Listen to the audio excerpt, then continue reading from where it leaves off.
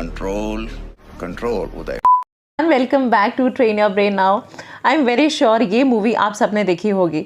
और जब ये मूवी में ये सीन आया था, क्या आपको पता था कि अपने आप में एक चैप्टर है, राइट? सो मैनेजमेंट के 5 फंक्शंस होते हैं और उन्हीं में से एक फंक्शन है ये कंट्रोलिंग। कंट्रोलिंग बेसिकली आपको हेल्प करता है ये चेक करने में कि आपने कहीं कोई गलती तो नहीं करी, कोई डेविएशन तो नहीं हुआ है, और उस गलती को वापस सही करते हुए अपने जो एक्चुअल परफॉर्मेंस है उस पर ध्यान देना। सो हम इसी चैप्टर की बात करेंगे फ्रॉम द एनसीईआरटी कंटेक्स्ट। हम उसी से रिलेट करके आज के अपने इस चैप्टर को कवर करेंगे। So will be talking all in all, जो भी चीज़ें हैं, सारी चीज़ें, खास तौर से जो बड़ी बड़ी चीज़ें हैं और जो छोटी छोटी बहुत ही इंट्रिकेसीज होती हैं इस चैप्टर में, वो सारी चीज़ें हम बात करेंगे। तो चलिए शुरू करते हैं, let's start.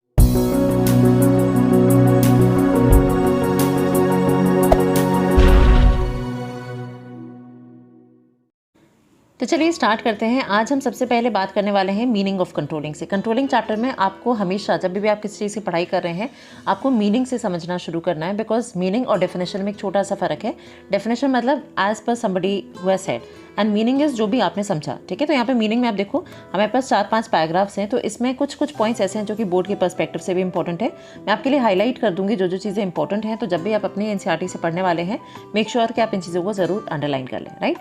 So controlling is one of the most important function. ये आपको पता ही है, काफ़ी इंपॉर्टेंट फंक्शन है। In order to seek plan results from the subordinate, a manager needs to exercise effective control. ये बहुत ज़रूरी है कि आपके जितने भी लोग काम कर रहे हैं, आपको ये देखना है कि वो प्रॉपरली काम करेंगे नहीं, क्योंकि सिर्फ ऑब्जेक्टिव बताने से काम पूरा नहीं हो जाता, ठीक है?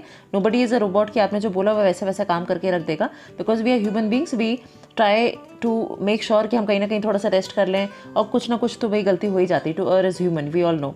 तो कहीं ना कहीं गलतियाँ हो सकती हैं। उन गलतियों को मिनिमाइज करने के लिए there is a manager who is always exercising an effective control over his subordinates activities. अब अलग शब्दों में क्या कह रहे हैं? कंट्रोलिंग मीन्स इंश्योरिंग, ये आप जरूर अंडरलाइन कर लें। Controlling means ensuring that the activities in the organisation, okay, are performed as per the plans. Controlling also ensures that the organization's resources are being used effectively and efficiently for the achievement of predetermined goals. अब controlling में हम खासतौर से क्या ज़रूर कहते हैं, controlling क्यों किया जा रहा है? बिकॉज आप चाहते हो कि ऑर्गेनाइजेशन की जो भी एक्टिविटीज़ हैं वो वैसे ही हों जैसे हमने प्लान करी है। Okay, that is what is written here. Activities in the organisation are performed as per the plan. जो प्लान था उसके हिसाब से काम हुआ कि नहीं हुआ, वो चेक करना है। So controlling also ensures that an organisation's resources are being use effectively. अब आपने लेबर को काम दिया था, लेबर ने काम किया नहीं, सारा सामान वेस्ट हो गया। अब रिसोर्सेज तो ऑर्गेनाइजेशन की वेस्ट हो रही है ना, तो इसलिए आपको ज़रूरी है कंट्रोलिंग करना, चेक करना, देखना कि सारा काम जैसे सोचा था वैसा ही हो रहा है या नहीं। तो इसलिए हम कंट्रोलिंग को गोल ओरिएंटेड फंक्शन कहते हैं। तो यहाँ पे आपको कंट्रोलिंग का पहला फीचर मिल गया, दैट इज़ गोल ओरिएंटेड। तो ये अपने पास आप कहीं पे नोट भी कर सकते हैं कि ये यहाँ पे पहला फंक्शन है, दैट इज़ गोल ओरिएंटेड। तो इसको मैं आपके लिए मार्क कर दे रही हूँ, this is goal oriented function, जो कि इसका पहला फंक्शन है। आगे बढ़ते हैं। Controlling function of a manager is a pervasive function. ये सेकंड आपको फीचर मिल गया, परवेसिव फंक्शन। परवेसिव मतलब हर जगह हो रहा है। Okay, it is a primary function of every manager. तीसरी चीज़ आ गई। अच्छा, एक चीज़ ये जो बोर्ड के पॉइंट ऑफ व्यू से काफ़ी इंपॉर्टेंट है, बोर्ड में पूछा जाता है प्राइमरी फंक्शन कौन सा है? प्राइमरी फंक्शन मैनेजमेंट का है भाई, प्लानिंग। और प्राइमरी फंक्शन एवरी मैनेजर का क्या है? Controlling. Okay, again primary function management का इज प्लानिंग, बिकॉज प्लानिंग सबसे पहले आता है, planning, organising, staffing, directing, controlling. जबकि जब हम बात करते हैं मैनेजर का प्राइमरी फंक्शन क्या है, दैट इज कंट्रोलिंग। ओके, तो परवेसिव का यहाँ पे क्या मतलब है? Managers at all the levels, चाहे वो टॉप हो, मिडिल हो या लोअर हो, हर जगह कंट्रोलिंग करना काफ़ी ज़रूरी है। Moreover, controlling is a much required in an educational institute as much as an hospital, club और एनी बिजनेस ऑर्गेनाइजेशन। तो हर तरह की ऑर्गेनाइजेशन में कंट्रोलिंग करना काफ़ी ही अहमियत वाला है। आगे बात करते हैं, controlling should not be misunderstood as the last function. अब जब हम planning, organising, staffing, directing, controlling, तो ऐसा लगता है कंट्रोलिंग ना आखिरी में आ रहा है, बट ये आखिरी में नहीं आ रहा, बिकॉज ये अपने आप में वापस आपको ला रहा है प्लानिंग फंक्शन पे। कैसे वापस ला रहा है? जब भी आप कंट्रोलिंग करते हो कोई चीज़, अभी हम प्रोसेस पे ही बात करेंगे तो उसमें ये चीज़ डिटेल में आएगी कि कंट्रोलिंग की वजह से ही आप वापस प्लानिंग फंक्शन पे आते हैं। आपको गलतियां दिखती हैं, तो गलतियां दिखती हैं, आप उन्हें ठीक करना चाहते हो, तो रेक्टिफाई देयर एंड देन भी कर लेते हो, बट आप क्या करते हो, नेक्स्ट प्लान में उस चीज़ को बेहतर करने की कोशिश करते हो। जैसे मान लीजिए आपने पहले जो एग्जाम्स दिए थे वो बहुत अच्छे नहीं हुए, तो आपको पता है कि आपकी गलतियां क्या थी, तो गलतियों से क्या हुआ, आपने नेक्स्ट प्लान, मतलब now whenever you are studying next, इस समय जब आप पढ़ाई कर रहे हैं तो आप अपने पुराने तरीकों को अवॉइड करके नए तरीके को यूज़ करें, बिकॉज यू न्यू कि जो आपका पुराना तरीका था वो उतना एफिशिएंट नहीं था, वो उतना बढ़िया नहीं रहा, बिकॉज उससे वो रिजल्ट नहीं आया जो कि आप चाहते थे। And we all know that controlling is goal oriented. तो आप गोल को अचीव करना चाहते हैं, और अगर वो गोल अचीव नहीं हो रहा है तो फिर आप क्या करते हो, ऐसे में कंट्रोलिंग करते हो बिकॉज आप अपने कभी कभी हो सकता है स्टैंडर्ड्स आपके गलत हो रहे हैं, दैट मीन्स कि आपने बहुत हाई स्टैंडर्ड्स रख दिए, तो उनको भी मिनिमाइज या कम करना ज़रूरी है। The controlling function finds out how far actual performance deviates from the standards. तो कंट्रोलिंग आपको हेल्प करता है ये देखने में कि आपका जो एक्चुअल परफॉर्मेंस है वो आपका कितना दूर है जो आपने प्लान परफॉर्मेंस करी है, और वो अटेम्प्ट करता है कि कुछ करेक्टिव एक्शन लिए जाएँ जिससे कि जो गलतियां हुई हैं उन्हें हम ठीक कर दें। This process helps in formulating of future plans. तो कंट्रोलिंग आपको हेल्प करता है आगे के प्लान्स डेवलप करने में। So please remember controlling is helping in formulating of future plans in the light of problems that were identified. तो ये भी आपका MCQ का पार्ट हो सकता है कि कौन सा फंक्शन है जो कि हेल्प करता है इन formulation of future plans in the light of the problems. And usually ऐसे में स्टूडेंट्स क्या करते हैं, दे मार्क प्लानिंग, उन्हें लगता है प्लान बन रहा है तो प्लानिंग के में ही हो रहा होगा फंक्शन में, बट फ्यूचर प्लान्स को प्रॉपरली बना पाना वो कौन हेल्प कर रहा है आपको, दैट इज़ इन कंट्रोलिंग। ये प्लीज़ आप ध्यान रखें। अब इसमें आगे हम बात करते हैं इंपॉर्टेंस ऑफ कंट्रोलिंग की। सो कंट्रोलिंग इनडिस्पेंसिबल है। इनडिस्पेंसिबल मतलब हटाया नहीं जा सकता, तो छोड़ ही नहीं सकते। क्यों नहीं छोड़ सकते? Because without control the plan best plans go away. इसका मतलब क्या है कि आपका बेस्ट से बेस्ट प्लान भी होगा वो भी बेकार हो जाएगा अगर आपने कंट्रोलिंग नहीं करी। ठीक है, तो अगर उदय को इतना ज़्यादा गुस्सा आ रहा है, वो कंट्रोल नहीं करेगा तो क्या होगा, एक दिन उसका दिमाग फट जाएगा, वो पागल हो जाएगा। तो आपको ज़रूरी है कि अपने ऊपर कंट्रोल करना है। आपको ध्यान रखना है कि ऑर्गेनाइजेशन में क्या ऑब्जेक्टिव था वो अचीव हो रहा है कि नहीं हो रहा है, नहीं हो रहा तो क्या गलतियाँ हो रही हैं, कैसे ठीक करना है। ठीक है, ये सारे काम आपके एक मैनेजर के होते हैं। अब इसमें सबसे पहला फंक्शन आता है accomplishing organisational goals. Controlling function क्यों किया जा रहा है? Because we measure the progress towards the organisation goals and brings to light the deviation if any and indicate corrective action. वो हमें बता रहे सही तरीका क्या हो सकता है। कंट्रोलिंग में आप ये तो देख रहे हो भाई गलत हो गया, मार्क्स कम आ गए। अब मार्क्स कम आ गए तो करेक्टिव एक्शन क्या किया जाए, कैसे उसे ठीक किया जाए। तो करेक्टिव एक्शन आपको यही बता रहा है कि कैसे उस चीज़ को आप सुधार सकते हो। Okay, it thus guides the organisation and keeps it on the right track. ये भी काफ़ी ही इंपॉर्टेंट है कि ऑर्गेनाइजेशन को गाइड करता है और उसे हेल्प करता है एक राइट ट्रैक पर रहने के लिए। ठीक है, तो कंट्रोलिंग आपको एक बेस दे रहा है कि आपको अपने स्टैंडर्ड से हिलना नहीं है, ज़्यादा इधर उधर नहीं होना, आपको स्टैंडर्ड को अचीव करना है। तो अगर आपने अभी अपना टारगेट बना लिया कि रात को आपको ये चैप्टर ख़त्म करना है, तो ये आपने अपना स्टैंडर्ड बना लिया। अब आप इधर उधर टाइम वेस्ट कर जाएंगे, कहीं बातचीत करने लगे, तो आपको अपने आप याद आ जाएगा नहीं गलत हो रहा है, मेरे को वापस अपने स्टैंडर्ड पर आना है, दैट मीन्स मुझे वापस पढ़ाई करनी है। तो आपको कंट्रोलिंग जो है आपको अपने ऑर्गेनाइजेशनल के गोल के पास लाता है। नेक्स्ट आता है जजिंग एक्यूरेसी ऑफ स्टैंडर्ड्स। मतलब कि आप ये देखते हो बहुत बार क्या होता है, आपका स्टैंडर्ड आपने बहुत हाई सेट कर दिया, आपको लग रहा है नहीं मैं तो ऐसा कर ही लूँगा। हमारी जो दुकान है उसमें सबसे ज़्यादा आगरा में सेल्स होने वाली है, दिल्ली में आपकी कोई शॉप है चांदनी चौक में, आपने कहा यहाँ पे हम सबसे ज़्यादा अपना ये सामान बेचने वाले हैं। तो क्या वाकई में ऐसा हो पाएगा? आप एक नई दुकान खोल रहे हो कि उसमें कोई भी चीज़ ऐसी नहीं है जो कि आपकी दूसरी से कुछ अलग है। So how can you make sure कि आपका वो स्टैंडर्ड जो है वो हो सकता है बहुत ही हाई आपने रैंक कर दिया, बट एक्चुअली में वो स्टैंडर्ड अचीवेबल नहीं है। तो ये बहुत बार एक एफिशिएंट यहाँ पे आप देख सकते हो, ये पूरा आप मार्क कर सकते हैं। And efficient control systems keep a careful check on the changes taking place in the organisation and in the environment and keeps to review and revise the standards in the light of such changes. वो आपको help करता है बताने में कि क्या ये जो आप सोच रहे हो और जो असलियत में बाहर की जो असलियत है एनवायरनमेंट में जो हो रहा है वो दोनों चीज़ें मैच हो रही हैं कि नहीं। ठीक है, आप चाह रहे हैं आप क्लास में टॉप कर लें, बट आपको भी चैप्टर आता नहीं, आपसे अच्छे पढ़ने वाले कम से कम क्लास में 25 लोग हैं, तो आप क्या अपना स्टैंडर्ड बना रहे हैं। तो आपको ये ज़रूर देखना है कि क्या आप जो सोच रहे हैं वो चीज़ अचीवेबल है कि नहीं। चाहता हर कोई है कि बेस्ट से बेस्ट हो, but is that possible with the given resources and the given time. तो इस चीज़ को भी हेल्प करता है कंट्रोलिंग। चलिए आगे इसमें देखते हैं हम। नेक्स्ट जो इंपॉर्टेंस है that is making efficient use of resources. Efficient use of resources, efficient का मतलब होता है कोई भी चीज़ को कम कॉस्ट पे कर पाना। So by exercising control a manager seeks to reduce wastages and spoilage of resources. तो अगर आपको बता दिया गया है कि आपको 5 जूते बनाने हैं, उसके लिए ये सारा सामान है और ये सारे जूते आपको 2 दिन के अंदर बना के रख देने, तो आपको एक स्टैंडर्ड मिल गया। अब आपको स्टैंडर्ड को अचीव करना है, आपको सामान भी लिमिटेड मिला है, आप सामान भी फेस नहीं कर सकते, तो आपको रिसोर्सेज जो हैं वो सारी लिमिटेड हैं, उसी में आपको अपना काम को पूरी तरह से करना है। तो आप एफिशिएंट यूज़ ऑफ रिसोर्सेज से काम करें। जैसे मास्टर शेफ है या बहुत सारे रियलिटी शोज़ आप जो देखते हो उसमें ये दिखाते हैं कि कितना मिनिमम रिसोर्सेज आपके पास है और उसमें आप अपना बेस्ट कैसे कर सकते हो। तो वहाँ पे भी आप कंट्रोल करो भाई क्या चीज़ रखनी है, क्या चीज़ हटानी है, किसको किस तरह से यूज़ करना है, उतने ही टाइम में करना है। So each activity is performed in accordance with the pre determined standards. आप अपने स्टैंडर्ड्स के हिसाब से ही, नॉर्म्स के हिसाब से ही करते हो, और इससे फ़ायदा क्या होता है कि आपकी रिसोर्सेज जो होती है most effective and efficient way में यूज़ होती है। इफेक्टिव और एफिशिएंट। इफेक्टिव मतलब किसी भी चीज़ को जब आप कर रहे हो तो ऑन टाइम वो चीज़ ख़त्म करना, एंड एफिशिएंट का मतलब होता है किसी भी चीज़ को जब आप बना रहे हो तो उसमें कम से कम रिसोर्सेज, ये नहीं कि एकदम ही बेकार बना देना, वो नहीं कह रहे हम, कह रहे क्वालिटी मेंटेन करो बट रिसोर्सेज को आप मिनिमम यूज़ करो। Next we come on to improving employee motivation. अब आप मान के चलो कि आपने कोई स्टैंडर्ड रखा और वो स्टैंडर्ड आपने अचीव कर लिया, isn't that a very good feeling? आप जितना चाहते थे वैसा वैसा हो रहा है, जैसा आपने सोचा था वैसे ही कर रहे हो आप। तो अगर आप अपने कभी स्टैंडर्ड को मीट आउट कर लेते हो तो वो चीज़ आपको बहुत ज़्यादा मोटिवेट करती है।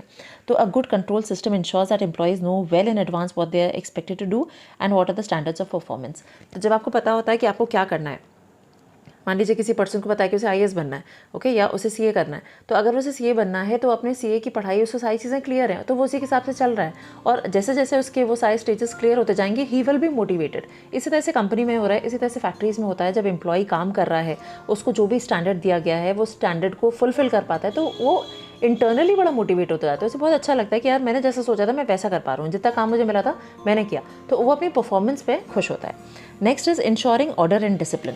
अब नेक्स्ट आता है इंश्योरिंग ऑर्डर एंड डिसिप्लिन। अब मान लीजिए आपको जो काम दिया गया, आपके साथ में 10 और एम्प्लॉइज़ हैं, सबको काम दिया गया, सबको रिसोर्सेज दी गई हैं, तो कौन झगड़ा करेगा, किसके पास टाइम है फालतू बैठ के बतियाने का?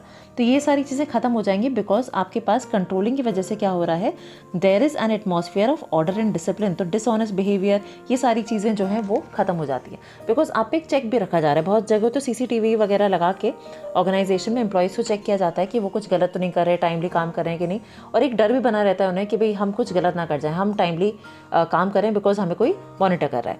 लास्ट आता है facilitating coordination in action. Controlling provides directing to all the activities and efforts for achieving organizational goals. Each department and employee is governed by predetermined standards. अब यहाँ पे ये चीज़ आपको ध्यान रखनी है, ओके? तो हर डिपार्टमेंट के पास क्या है, अपने जो एम्प्लॉयज़ हैं वो हैं और उनके पास गवर्नड है बाय प्री डिटरमाइंड स्टैंडर्ड्स। तो स्टैंडर्ड्स को मैंने अंडरलाइन कर दिया। तो ये स्टैंडर्ड्स आपके पास होते हैं और ये सबके आपस में वेल कोऑर्डिनेटेड हैं। सबको पता है इस डिपार्टमेंट ने काम किया, इनका जो ये आउटपुट आया इससे हमें ये काम करना है, फिर उससे ये फर्दर ये काम होगा। तो हर किसी को अपने स्टैंडर्ड्स पता है, आपस में सब वेल कोऑर्डिनेटेड है। जब कोऑर्डिनेशन होगा, कोऑर्डिनेशन मतलब क्या होता है, सिंक्रोनाइज करना, हार्मोनाइज करना, आपस में एक दूसरे की हेल्प करते हुए काम को एग्जीक्यूट करना, ओके, डेलिबरेटली किसी काम को एग्जीक्यूट करना, मिलके काम करना।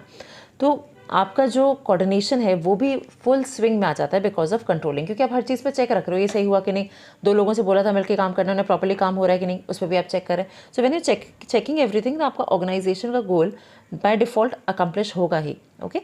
अब आगे बढ़ते हैं इसमें। The limitations of controlling. सबसे पहले इसमें आता है डायरेक्टिंग कंट्रोलिंग का पहला जो लिमिटेशन है that is difficulty in setting quantitative standards. बहुत बार आपको स्टैंडर्ड्स को फिक्स करने में प्रॉब्लम आती है, भाई क्या स्टैंडर्ड रखें, ठीक है? सबसे पहला प्रॉब्लम तो होता है आपका quantitative standard, that means numerical वाला भी स्टैंडर्ड कभी कभी फिक्स करने में प्रॉब्लम होती है कि कैसे से मेजर करें, क्या रखेंगे, कितना स्टैंडर्ड होना चाहिए। और बहुत बार ऐसा भी होता है कि आप क्वालिटेटिव स्टैंडर्ड भी नहीं बना पाते हो। क्वालिटेटिव स्टैंडर्ड को तो भाई बनाना और भी ज़्यादा मुश्किल है, रीज़न बिंग कि क्वालिटी को चेक करना भी मुश्किल है। जैसे कि हम कह रहे हैं एम्प्लॉय मोराल। अब एम्प्लॉय मोराल को आप चेक कैसे करोगे कि एम्प्लॉय खुश है कि नहीं, एम्प्लॉय अपने ऑर्गेनाइजेशन में जॉब से सेटिस्फाइड है कि नहीं, उसका बिहेवियर क्या है, वो झूठ तो नहीं बोल रही। ये सारी चीज़ों को चेक करना काफ़ी मुश्किल है और उससे एक स्टैंडर्ड बनाना काफ़ी मुश्किल है। आपको कस्टमर का सेटिस्फैक्शन चेक करना, how can you check that, ठीक है? वो आपको सामने सामने तो उसने लिख दिया उस पर फीडबैक में कि बहुत अच्छा था खाना, बट एक्चुअली में ही इज़ नॉट हैप्पी, उसने बाहर जाके बहुत बुराई करी आपके ऑर्गेनाइजेशन की। So it is very difficult to assess what should be the right standards. दूसरा होता है little control on external factors. अब एक ऑर्गेनाइजेशन ने कुछ स्टैंडर्ड्स बनाए बट फिर क्या हुआ, कुछ फैक्टर्स चेंज हो गए, उसकी वजह से आपके जो अपने ऑर्गेनाइजेशन के स्टैंडर्ड्स हो ना वो चेंज हो जाते हैं। अब जैसे मानिए कि आपकी एक दुकान आपने खोली और आप सारी चीज़ें उसमें आपने तैयारी कर ली थी, काम शुरू होने वाला था, बट मालूम पड़ा कि गवर्नमेंट ने कोई नई पॉलिसी निकाल दी। अब उसकी वजह से वो आपका जो प्रोडक्ट है उसका जो से रॉ मटेरियल आ रहा था सप्लाई का, वो अब उसका रेट हाई हो गया, ठीक है? तो अब उसमें जो या मान लीजिए इम्पोर्ट लगता था उसमें तो इम्पोर्ट ड्यूटी बढ़ गई, जिसकी वजह से अब आपको वो रॉ मटेरियल महंगा पड़ेगा। तो ये जो चेंजेस होते हैं, कोई टेक्नोलॉजी के, कोई पॉलिटिकल चेंजेस, कोई लीगल चेंजेस, कुछ भी ऐसा चेंज हो जाए तो वो आप उस पर कंट्रोल नहीं कर सकते। You can just control on your inner self. आप अपने ऊपर ही तो कंट्रोल कर सकते हो, आप सब पे थोड़ा ना दुनिया में कंट्रोल कर सकते हो। तो आपके एक्सटर्नल फैक्टर्स पे आपका कोई भी कंट्रोल नहीं है। Then resistance from employees. भाई कंट्रोल में बहुत बार लोगों को अच्छा नहीं लगता कि भाई हम पे एक रिस्ट्रिक्शन लगा दिया गया है, हमारी फ्रीडम को रोका गया है। तो बहुत बार क्या एम्प्लॉइज़ होते हैं ऑब्जेक्ट करते हैं कि भाई हमें आपने एक वॉच के नीचे क्यों रखा हुआ है, हम क्यों, हमें कोई एक मॉनिटर कर रहा है, हम क्या गलत कर रहे हैं, हम क्या काम करनी है, हम पैसे के लिए तो काम करना है, हम गलत क्यों करेंगे। So many people do not like this और वो इस चीज़ से रिफ्रेन होना चाहते हो, अपने को इससे रोकते हैं और बहुत बार झगड़ा करते हैं, जो कि ऑर्गेनाइजेशन को दिक्कत पड़ती है। And lastly we have costly affair, कि ये जो कंट्रोलिंग का प्रोसेस है अपने आप में बहुत कॉस्टली है, बिकॉज इसमें बहुत ज़्यादा टाइम, एफर्ट, मनी लगता है। You need to recruit people जो कि मॉनिटर करें, मैनेजर्स को भी आपको बार बार ट्रेन करना है कि वो सही तरह से काम करें कि नहीं। जबकि कंट्रोलिंग के डिवाइसेज हैं उनको चेक करना है, आप रैंडमली चेक करें तो आपके सारे रिपोर्ट्स वगैरह बनते हैं। तो ये पूरा all in all it is a very costly process. तो इसमें बहुत ज़्यादा टाइम लगता है, बहुत ज़्यादा आपका पैसा लगता है।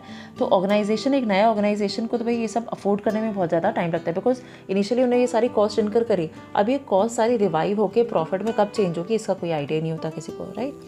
चलिए आगे चलते हैं, relationship between planning and controlling. But उससे पहले will be going to the controlling process. Controlling process बहुत सिंपल है, 5 स्टेप्स हैं, और इसमें जो 4th स्टेप है वो थोड़ा सा आपको टिपिकल लग सकता है, बट बहुत ही इंटरेस्टिंग है, उसको ज़रूर हम बात करेंगे।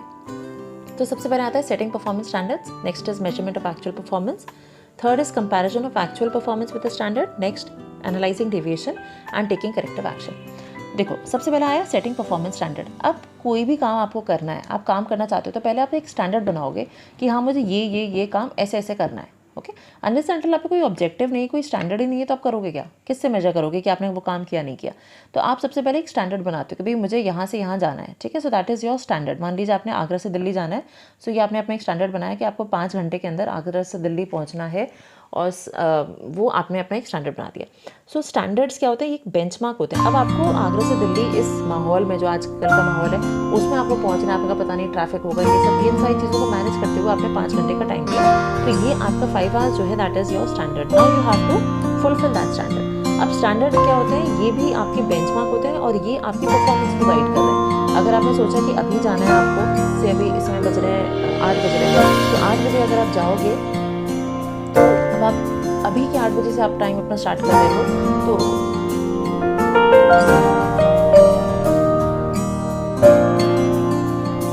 तो सबसे पहला स्टेप आता है सेटिंग परफॉर्मेंस स्टैंडर्ड्स। इसमें हम क्या करते हैं, हम अपने परफॉर्मेंस को सेट करते हैं कि आपके स्टैंडर्ड्स क्या होंगे। जैसे इसमें नीचे आप देखो, at the time of setting standards a manager should try to set standards in precise quantitative terms. अब भाई काम कर लेना, बना लेना जितना बने, ये थोड़ा ना होता है। आपको उसे स्पेसिफाई करना है, कितना करना है। आपने अगर किसी स्टूडेंट को क्वेश्चन दिए, अब भाई 5 क्वेश्चन करके लाने हैं कल तक, तो आपने उसे स्टैंडर्ड दे दिया, ये 5 क्वेश्चन कल तक हो जाए। आपने बोला काम कर लेना, अब काम कर लेना, उसे पता ही नहीं क्या काम करना है। So when you specify the standard it is easy to apply performance. अगले दिन क्या किया आपने, चेक किया भाई 5 क्वेश्चन बोले थे, 5 पे कि नहीं हुए, अरे 3 ही करे, दैट मीन्स क्या हुआ, उसने 2 कम करे, दैट मीन्स डेविएशन हुआ, डेविएशन दैट टू नेगेटिव, ठीक है। तो नेगेटिव डेविएशन के लिए क्या होगा, नेक्स्ट टाइम आप करेक्टिव एक्शन लोगे।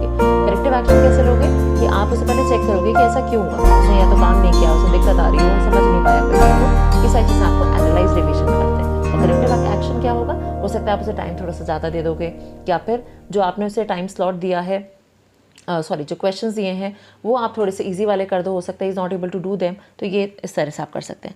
अब जो यहाँ पे एग्जांपल दिया है उसको ज़रूर देख लीजिए, क्योंकि बोर्ड में यही आते हैं। For instance reduction of defect from 10 in every 1000 pieces produce to 5। ये थोड़ा सा उल्टा बना दिया, ये नॉर्मल भी एग्जाम्पल बना सकते थे, बट चलो ये भी ठीक है। उन्होंने कहा 1000 पीसेस आप मैन्युफैक्चर करते थे तो आपके 10 डिफेक्ट होते थे। अब उन्होंने कहा अब हम नया स्टैंडर्ड क्या बनाएंगे, अभी भी हम 1000 चीज़ें ही बना रहे हैं, 1000 पीसेस ही बना रहे हैं प्रोडक्ट के, बट हम अब जो डिफेक्ट है, जो हमारा डिफेक्ट होना चाहिए वो 5 हो जाए, 5 से ज़्यादा हमें डिफेक्ट्स नहीं बनाने। तो आपके जो सेटिंग परफॉर्मेंस स्टैंडर्ड है उसमें basically you are setting standards, आप अपने लिए बेंचमार्क्स बना रहे हो। ओके, ये है यहाँ पे डेफिनेशन इसकी, you are setting benchmarks towards which the organisation strives to work. अब स्टैंडर्ड्स क्या हो सकते हैं, क्वालिटेटिव क्वांटिटेटिव दोनों हो सकते हैं। क्वांटिटेटिव कौन से होते हैं, जो कि आप इजीली मेजर कर सकते हो इन मॉनेटरी टर्म्स, ठीक है। जबकि क्वालिटेटिव कौन से होते हैं, जो कि आप इजीली मेजर नहीं कर सकते हैं, जैसे कि एम्प्लॉई का गुडविल है, इम्प्रूविंग गुडविल है, या आप मोटिवेशन लेवल देखना चाह रहे हो एम्प्लॉई का, ये सारी चीज़ें थोड़ा सा मुश्किल होती है मेजर करना। अच्छा, next step is that is measurement of actual performance. अब जो भी आपने स्टैंडर्ड दे दिया, इट इज़ ज़रूरी कि आप देखो कि वो वैसा काम करा कि नहीं करा। तो परफॉर्मेंस को मेजर करना is very important, and that too in a reliable and way, ऐसा जो कि सही हो। तो इसके लिए बहुत सारी टेक्निक्स है जिससे हम मेजर कर सकते हैं, जैसे कि हम सैम्पल चेकिंग करते हैं, परफॉर्मेंस रिपोर्ट्स बनाते हैं, तो ये भी आपको पता होने चाहिए जो मेथड्स हैं।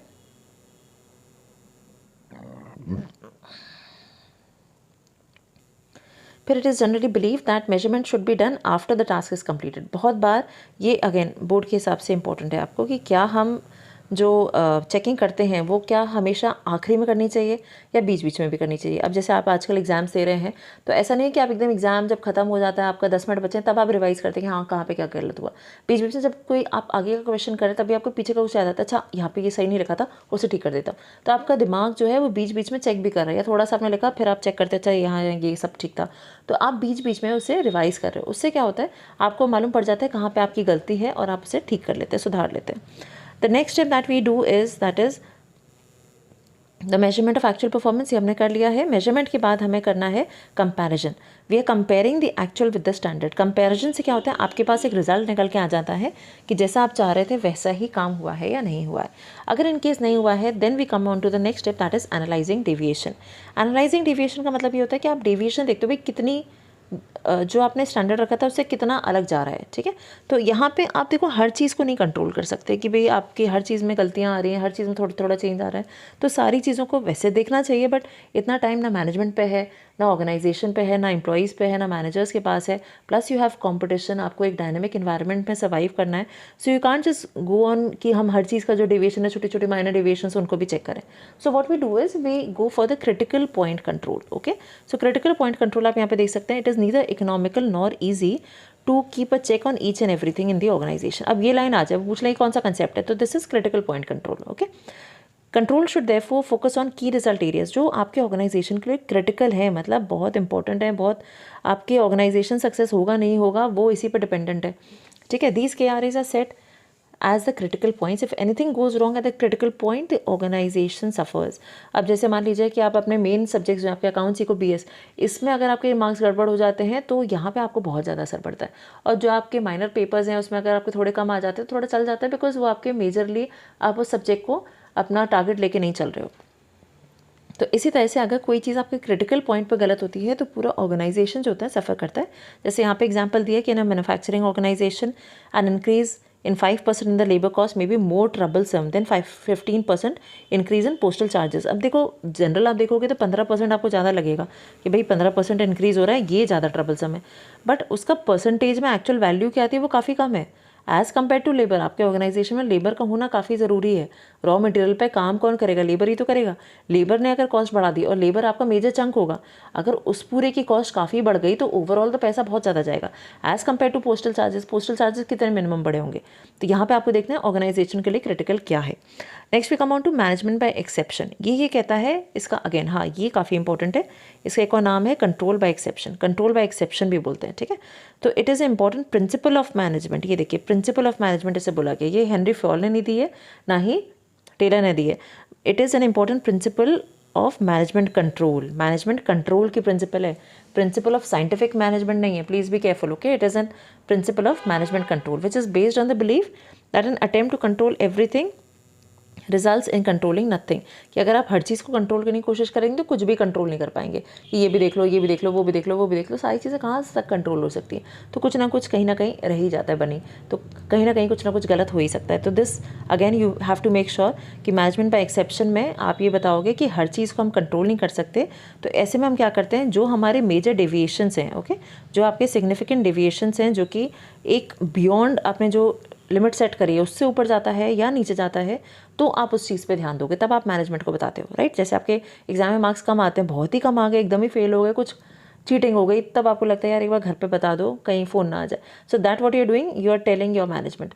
इसी तरह से अगर आपके बहुत अच्छे मार्क्स आए तो घर पहुँचते ही आप बता रहे हो, आप ट्यूशन में बता रहे हो, हर जगह बता रहे हो चला के, दैट इज़ बिकॉज आपने वे अहेड अचीव कर लिया जो आप सोच रहे थे। So this is what is management by exception. अगर एक आपके एवरेज रैंक में ही आ रहा है तो कोई दिक्कत नहीं है, बिकॉज आपको पता है क्या किसी को बताना।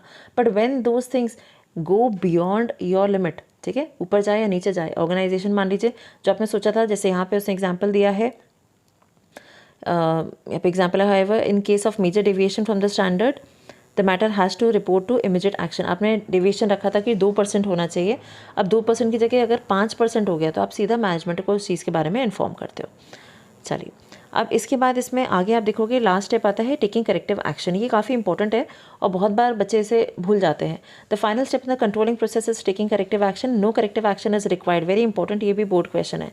No corrective action is required when the deviations are within the acceptable limit. अब भाई जो सोचा था वैसा ही कर रहे हो, आपने जितना कहा था भाई 5 घंटे में 4 जूते बनाने हैं, 5 घंटे में 4 जूते जितना बताया था उतना बना दिए, तो फिर क्या करेक्टिव एक्शन चाहिए? तो सही चल रहा है काम, ठीक है। तो कोई करेक्टिव एक्शन नहीं चाहिए अगर डेविएशन सही है, जितने चाहिए थे डेविएशन उतने ही हैं, या आपका मैनेजेबल है। आप चाहते थे भाई 80 में से आपके से 75 आने चाहिए, 75 ही आए आपके, तो क्या डेविएशन, क्या गलती, सब सही चल रहा है, okay. However when the deviation go beyond the acceptable range, तब आपको उसमें कुछ ना कुछ एक्शन लेना पड़ेगा।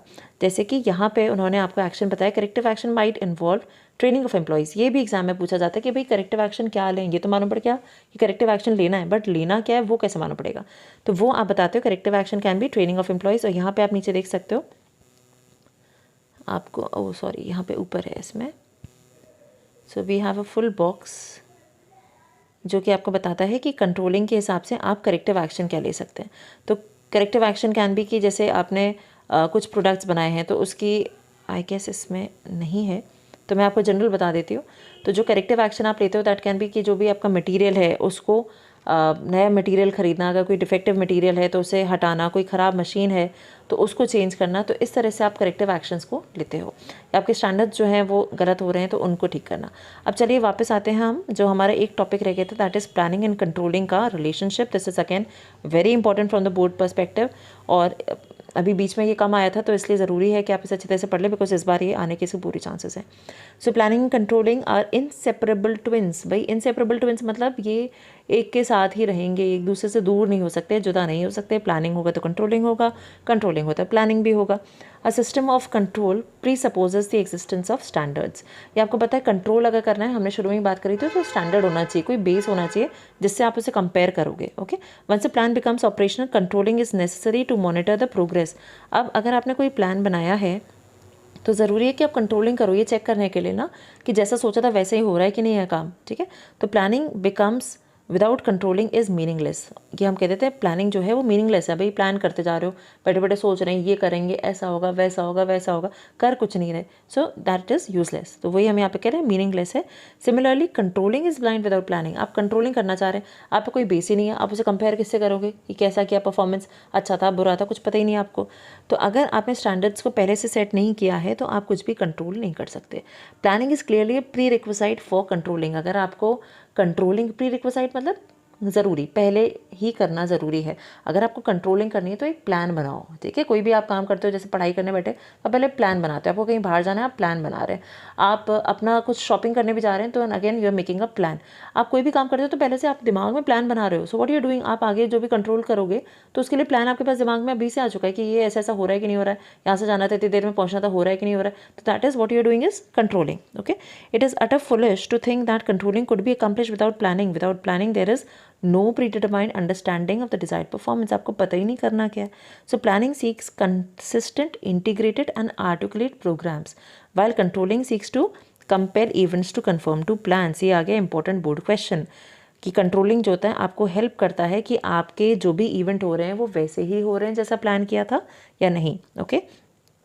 So planning is basically an intellectual process जिसमें थिंकिंग, आर्टिकुलेशन, एनालिसिस है। जबकि कंट्रोलिंग में क्या है, वो चेक कर रहा है कि डिसीजन जो है वो आपने वैसे ही एक्शन में जा रहा है या नहीं।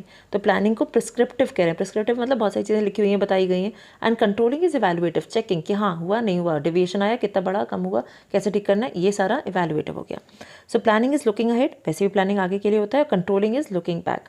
हाउएवर इसमें हम कह रहे हैं प्लानिंग पूरी तरह से आगे के लिए है और कंट्रोलिंग पूरी तरह से बैकवर्ड है। ऐसा सच नहीं है, क्यों? क्योंकि plans are prepared for the future, ये बात सही है, प्लानिंग आगे के लिए बनाया जाता है, and are based on forecast about future condition. Therefore planning involves looking ahead and is called a forward looking function.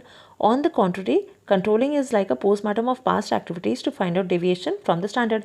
और कंट्रोलिंग को हम बैकवर्ड कह रहे हैं क्योंकि हम उसको चेक करते हैं कि हमारी जो पास परफॉर्मेंस थी उसमें क्या गलतियाँ हुई, उसको चेक करना। तो एक तरह से आप पोस्टमार्टम चेक ही तो कर रहे हो, अंदर घुस घुसा के समझ रहे हो कि अरे ये क्या हुआ था, वो क्यों नहीं हुआ, ऐसा क्यों नहीं हुआ। सो इसलिए हम कंट्रोलिंग को बैकवर्ड कहते हैं। बट ये आपको समझना है कि दोनों जो है ऑपोजिट भी है, मतलब प्लानिंग जो है वो बैकवर्ड भी है और कंट्रोलिंग जो है फॉरवर्ड भी। कंट्रोलिंग फॉरवर्ड क्यों है? बिकॉज वो आपके नेक्स्ट प्लान को इम्प्रूव कर रहा है, ठीक है। अब आपको मालूम पड़ गया कि आपने दुकान में ये जो सामान रखा था इसको बेचने के लिए आपको और अच्छा प्रमोशन करना पड़ेगा, बिकॉज पास के दुकान वाले कर रहे हैं। तो अब आपने क्या किया, आपने नए प्रमोशनल प्लान्स लाए, तो आपने कंट्रोलिंग ही तो किया जिसमें आपका फॉरवर्ड प्लान आपने उसको इम्प्रूव कर लिया। So therefore controlling is forward looking and planning is backward looking, because आप अपने पुराने प्लान्स को बेस लेके आगे के प्लान्स बना रहे हो। आप अपने पुराना जो आपके पास डेटा है उसी को लेते हुए you are planning for the future. Okay, so that's planning and controlling are inter related. तो यहाँ से आपका ये हमने चैप्टर मिनिमम टाइम में कंप्लीट करा है। I hope this helps you. All the best.